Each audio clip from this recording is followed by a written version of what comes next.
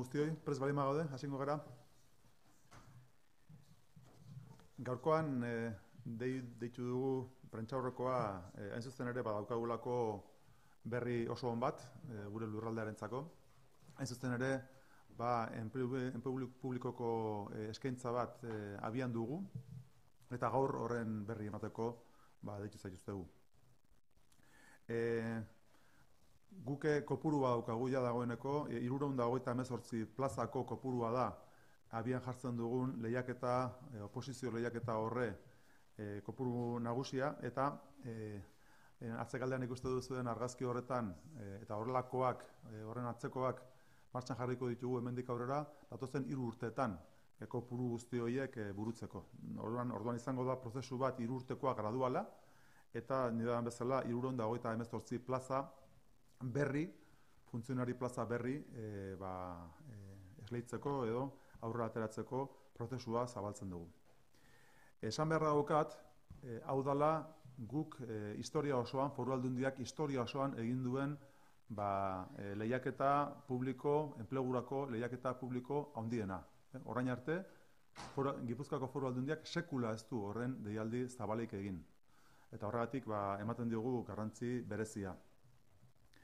Egia da, bere funtzio nagusia izango dela Foru Aldundi honen oinarriak ongi ezartzea, gero Foru Aldundiak etorkizuneko apustu nagusiak egin ahal izan ditzan. Beraz, une honetan 328 plaza horiek emango diote Foru Aldundiari bere zimentuak ongi ezartzeko dauzkan erronka nagusi horiei aurre egiteko.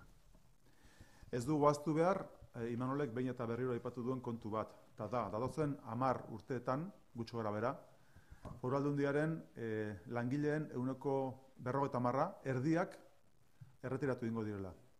900 langile, beraz, erretiratuko dira datozen 8-10 urteetan. Eta guk nahi duguna da, justu ope honekin, horren inguruan hasi prozesu bat, nioan bezala orain ezarriko ditugu zimentuak, baina prozesu bat martxan jartzen dugu, justu Foru Aldundiari, eta nik esango nuke Gipuzkoako eta Euskal Herriko gizarte osoari datorkion eraldaketa funtsezko horri behar den bezala aurre egiteko. Zein da urrengo urratsa? Izango litzateke urrengo urteetako Foru Aldundia diseinatzea.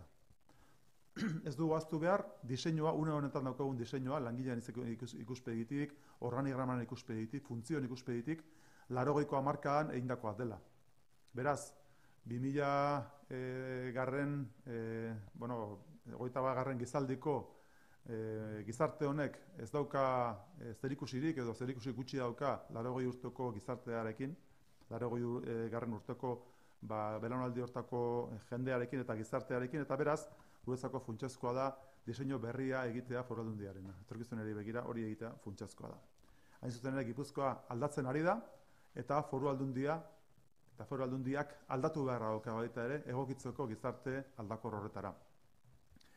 Eta dakizuen bezala baita ere, Foru Aldundiak dagoeneko ja oso konsolidatu dauka gobernantza eredu berri bat, etorkizun eraikiz programaren pean martxan jartzen dena, eredu berri bat martxan jartzen dugu, gobernantza berri bat justu Gipuzkoak etorkizunari begira dituen erronka nagusiei aurre egiteko. Hor daude erronkak, gizartearen zahartzea, enpresen lehiakortasuna, desberdinkeriei aurre egitea, erronka potolo guztioi aurre egiteko, martxan jartzen dugu etorkizunarikiz, gobernantza eredu berria, eta ezinbestekoa jotzen dugu, diodan bezala, belaunaldi errelebo horretan, hori probestea, egokitzeko Foru Aldundia daukagun eredu berri horretara, erronka berri horietara. Hori da gure enfoke nagusia. Eta horregatik, Gipuzkoako Foru Aldundiaren etorkizuneko langileen eta funtzioen diseinu berria egiteko, dagoeneko daukagun martxan azterketa bat, azterketa hori oso aurreratu daukagu, pentsatzen dugu urrengo hilabetetan ja edukiko dugula zirriborro moduan behintzat ezarria, eta horrekin egingo nuke diseinatu Foru Aldundiaren etorkizuneko funtzioak, profilak, eta nahi dugu baita ere kontrastelan bat egin gizartearekin eta hiritarrekin hori behar den bezala burutzeko. Diodan bezala, urrengo urte haseran, urtarri otxaileran, nik uste dut ja desente aurreratu dugula prozesu hori.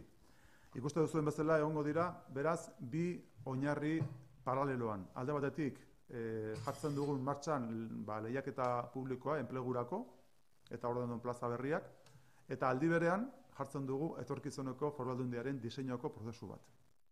Lehenengoak oinarriak ezartzen ditu, baina benetan une honetan daukagun erronka funtsezkoa da etorkizuneko Foru Aldundia diseinatzea. Profil berriak, malguagoak, orain arte Foru Aldundiak eduki dituen egitura pixkat horizontalak, euren arteko harreman gutxirekin, errigigoak, burokratikoak, prozesu guzti horiek gainditu, eta nahi genuke Foru Aldundi berri bat diseinatu eta abian jarri. Diodan bezala, gizarte osoarekin elkarlanean. Por lo tanto, estamos hablando de un concurso de oposición de 338 plazas nuevas que se irán convocando durante los próximos 3 años. Vamos a tener, por lo tanto, exámenes desde la perspectiva del concurso de oposición durante estos próximos 3 años. La implantación de estos puestos de trabajo va a ser, por lo tanto, gradual. Y tengo que decir que hasta ahora, hasta este momento, la Diputación Foral de Guipúzcoa no había tenido un proceso de concurso de oposición tan grande. Por lo tanto, es el mayor concurso de oposición que se ha celebrado en la Diputación Foral de Guipúzcoa hasta la fecha. Y pensamos que es un dato muy relevante. Queremos que la Diputación refuerce sus cimientos para abordar un proceso muy ambicioso, como es el de la adecuación de la Diputación, una Diputación que fue diseñada en los años 80, la adecuación a los años venideros. Estamos hablando del siglo XXI.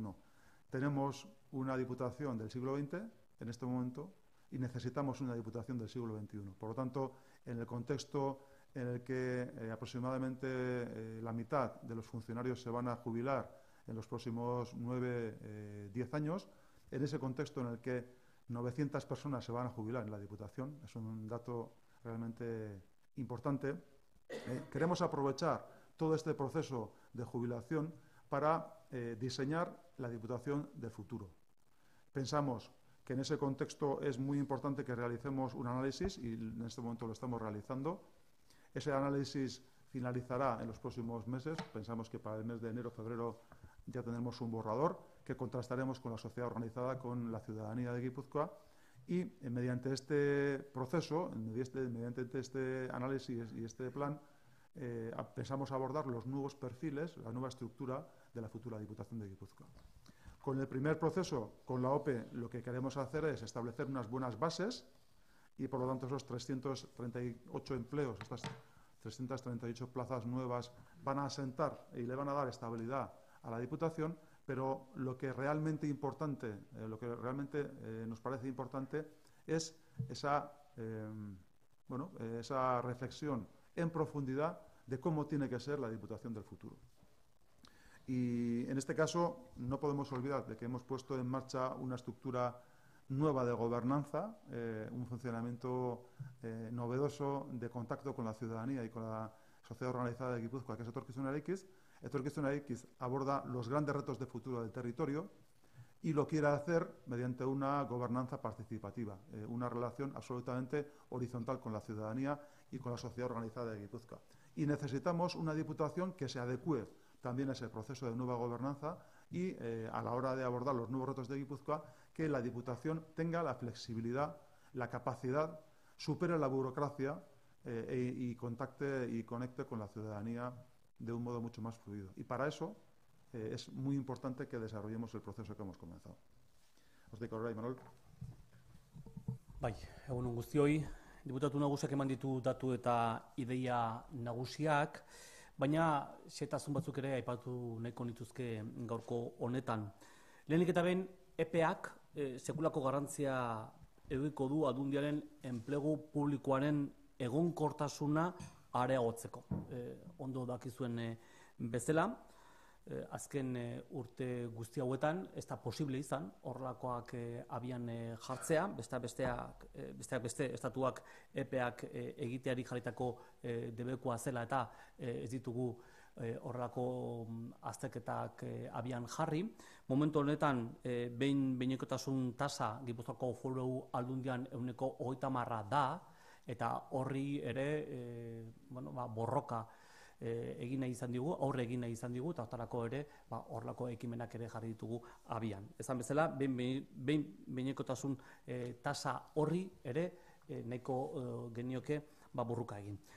Oinarrietan, eta ikusiko dezute hemendik aurrera, gaur OPE honen berri ematen dugu, baina gero hemendik aurrera azteketen oinarriak kaleratzen hasiko gara. Eta oinarrietan, bi ardatzen arteko oreka ere bermatu nahiko genituzke. Alde batetik, belaunaldi berriak erakarri, administrazioara. Gazteak nahiko genituzke erakarri. Eta bestetik, aldundian, egun, gurekin lanean dauden hoiei ere nola ez aipamena egin eta daukaten ezagutza ere mantendu nahiko genuke oinarri hoietan. Beraz, oreka hori ere bermatzeko oinarrietan argi eta garbi adieraziko ditugu zeintzuk diren irizpideak. Era berean, gizarte inklusioaren aldeko apustuari jarraituz, sektore guztietan, Gipuzkoako Foru Aldundiak dauzkan ekimen guztietan ere horri eusten diogu, bere eta berriro adierazten dugun bezala, plaza guztien 10% desgaitasuna duten pertsonei zuzendutakoak izango dira. Eta lehen aldiz, artxibo eta zerbitzu orokorretako 3 plaza eskainiko dira epean desgaitasun intelektuala duten pertsonentzat. Hau ere, berri oso ona, pozgarria, esango nuke, eta gaur ere nabarmendu nahiko nukeen ideia da. Izan ere, lanpostuen azterketa sakon bat egin genuen, legealdi hasieran, eta epetan kolektibo horri egokitutako lanpostu espezifikoak aintzat hartzeko helburuarekin. Hortaz, ondo aztertuta gure erakundearen egitura, ikusita zeintzuk diren lanpostu horiek guztiak, etorkizuneko Gipuzkoako Foru Aldundia nola ez inklusioaren alde egiten du. Eta lanpostu guztiak ere ateratzerakoan kontu hau ere aintzat du. Neurri aitzindaria, desgaitasun mota hori duten pertsonek funtzio publikoan ere parte hartzea normalizatu egin nahi dugulako. Eta gainera, Aldundiko ordezkapen sindikalaren gehiengoaren babesare jaso du epeak, eta hori ere ustet danontzako albiste pozgarria dela. Ondo dakizuen bezala, ordezkariekin, langile ordezkariekin, sindikatuekin, negoziaketa prozesu bat egonda, eta azkenean lortu dugu akordioa, eta gaur ere nola ez hori nabarmendu eta eskertu egin nahiko nuke. Eta azkenik, eta datu batzuk ere aurreratzearren, azterketen ordena, egutegi orokorra eta urte hasieran jakinaraziko dugu, oinarriak, azterketen oinarriak hortaz horren berri urte hasieran emango dugu. Lehen hautapen probetarako deialdiak urtarrilaren 8an onartuko ditugu Gobernu Kontseiluan, eta ondoren argitaratu nola ez Gipuzkoako aldizkari ofizialean. Eta ja aurreratzekotan ere, esan hauek izango direla, lehen plazak, azterketen plazak. Administrazio orokorreko teknikarien 35 plaza, hoien oinarriak aterako ditugu, esan bezala urtarrileko lehen egun horietan, gizarte langileak 25 plaza izango dira, eta medikuentzako 4 plaza. Eta gogoratu nola ez, urtarrilean 11ean ere, iruzur fiskalari aurre egiteko lehen azterketak ere burutuko direla. Hortaz, urtarrilean izango ditugu iruzur fiskalari aurre egiteko teknikariak Gipuzkoako Foru Aldundian sartzeko lehen azterketak, eta aldi berean onartuko ditugu Gobernu Kontseiluan oinarriak, azterketen oinarriak, esan bezala, administrazio orokorreko teknikarientzako, gizarte langileentzako eta medikuentzako.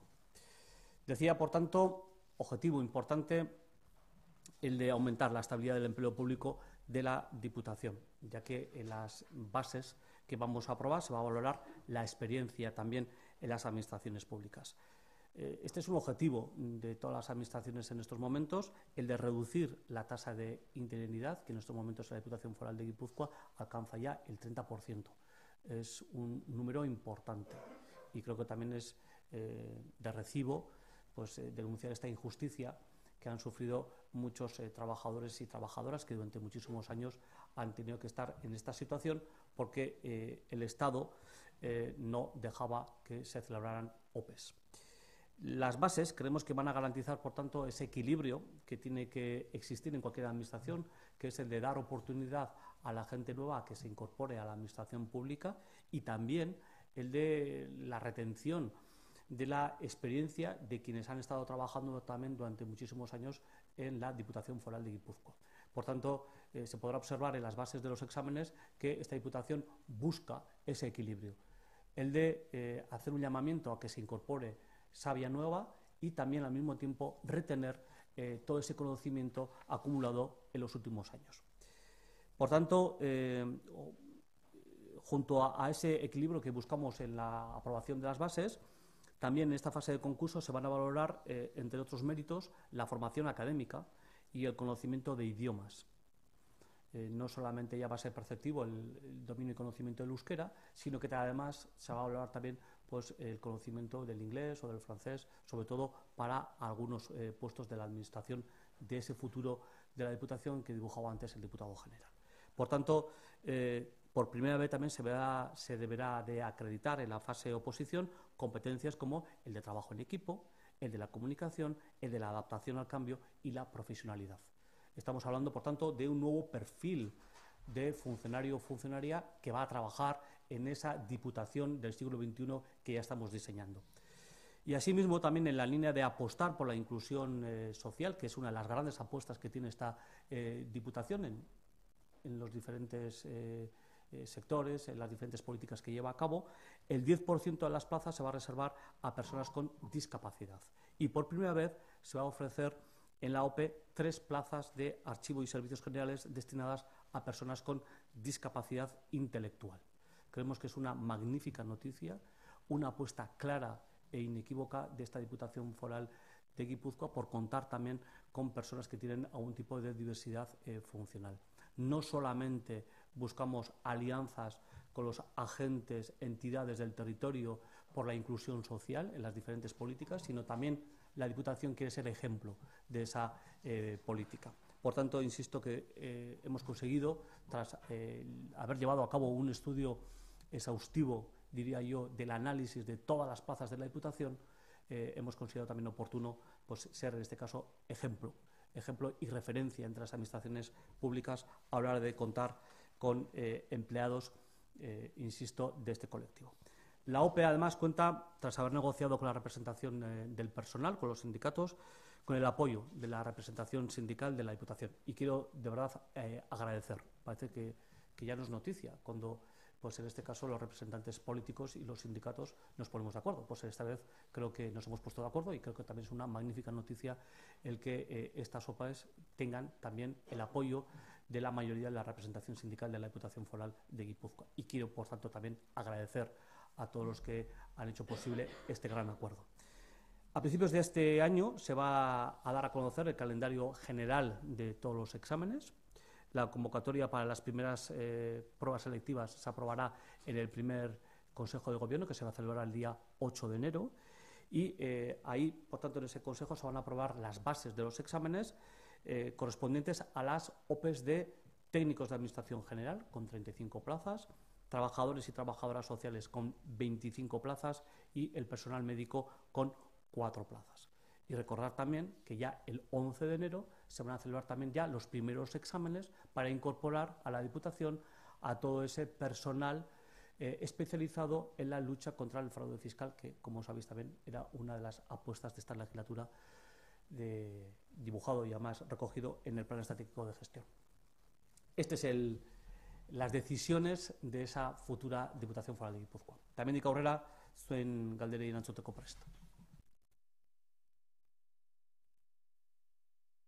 Kasu ez dut oso ondo ulertu. Esan duzue, langileen ehuneko 10 izango dela, horren aterako dituzuen 328 langile horien arteko ehuneko 10 izango da, ala langilego osoaren ehuneko 10 lortuko duzue osatuz OPE honen bitartez. Plaza guztiak aintzat hartuta, ehuneko 10, horietatik ehuneko 10 izango dira, o bintzat gordeta izango dute, horrelako dibertsitate funtzionala duten pertsonentzako, bai? Erresabra egingo da. Eta gero hortaz gain, bai, 3 plaza bereziki desgaitasun intelektuala duten pertsonentzako.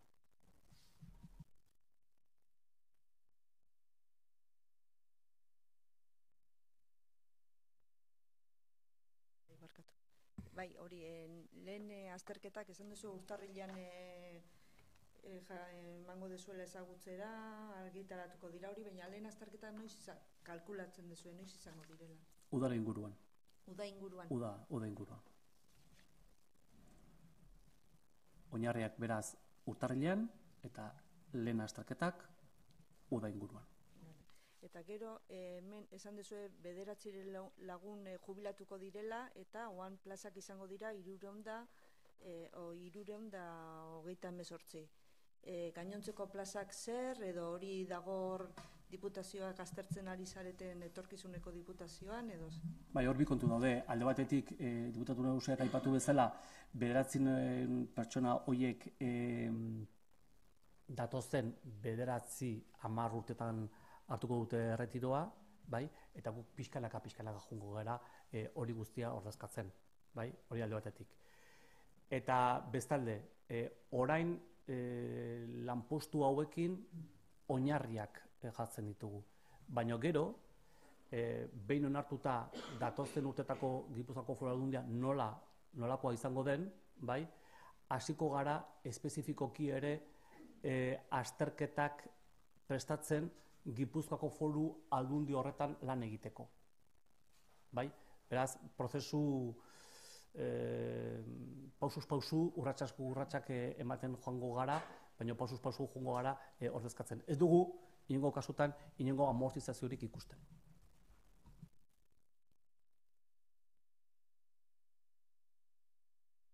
Taldean egiteko gaitasuna, eta horiek nola neurtuko dira?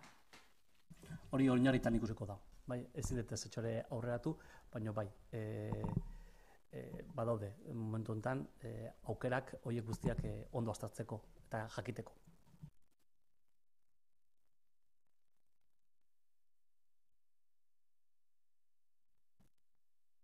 Oso ondo, besterik ez dago?